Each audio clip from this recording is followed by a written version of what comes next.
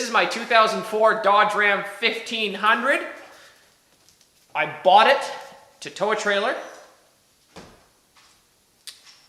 and to jump through ditches and to plow through snow and generally to have a good time. We're just gonna call it Project Tow Pig. So today, Princess Auto, Canadian Harbor Freight, had one of these winches on sale, $389, down from $600, 12,000 pounds, looks a lot like a Warren winch. It's just a lot cheaper. And today I want to build a receiver hitch for it, so I can put it into a rear receiver.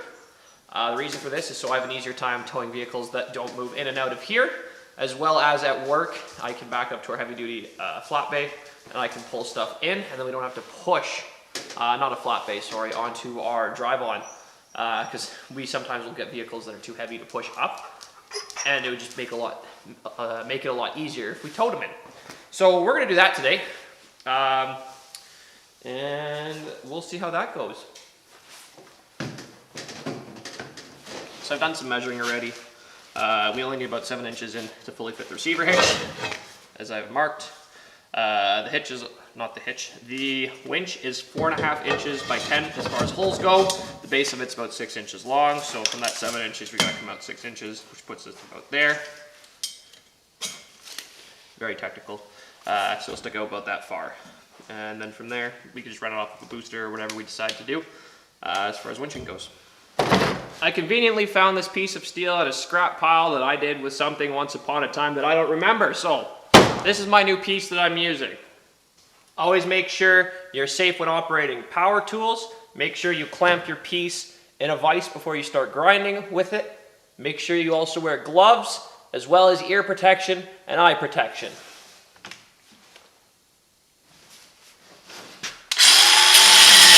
So now that I got back from safely putting this piece in a vise, wearing safety glasses, following all safety measures to cut this to length, or not to length, cut the hook off.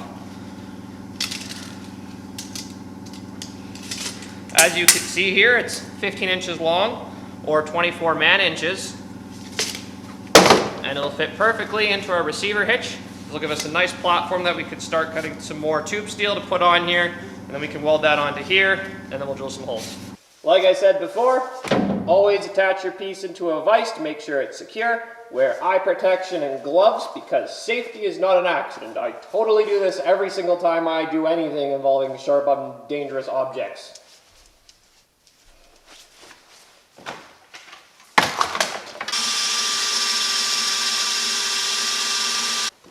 The safety guy asked what my YouTube channel was today. I think he's on to me. So I found this bolt that fits real nicely through that hitch. I bet you it has a shear strength of over 12,000 pounds, so it's probably okay.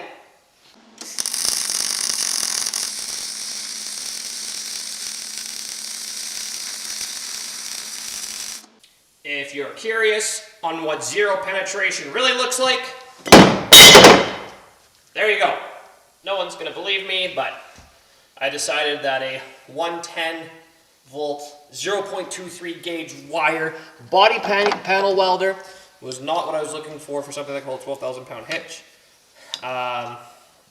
Went to the father-in-law's. He has a 220 with 0.35 gauge. So the penetration's a lot better here. And you can see that it actually, the steel kind of like half melted.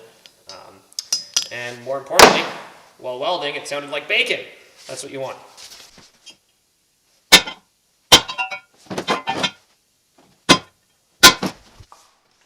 So I drilled 4 holes for the winch to mount. 3 of them were right.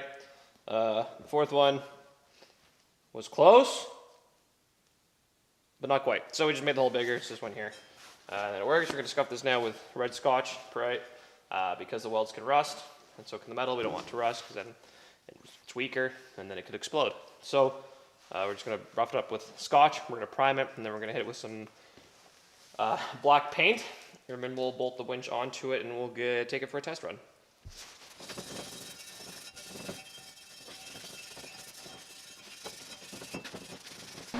There we go, finished product.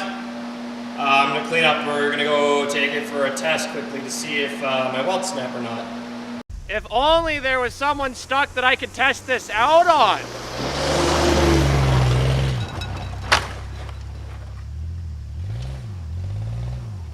Hey, look at that. Somebody's stuck. Let's help them.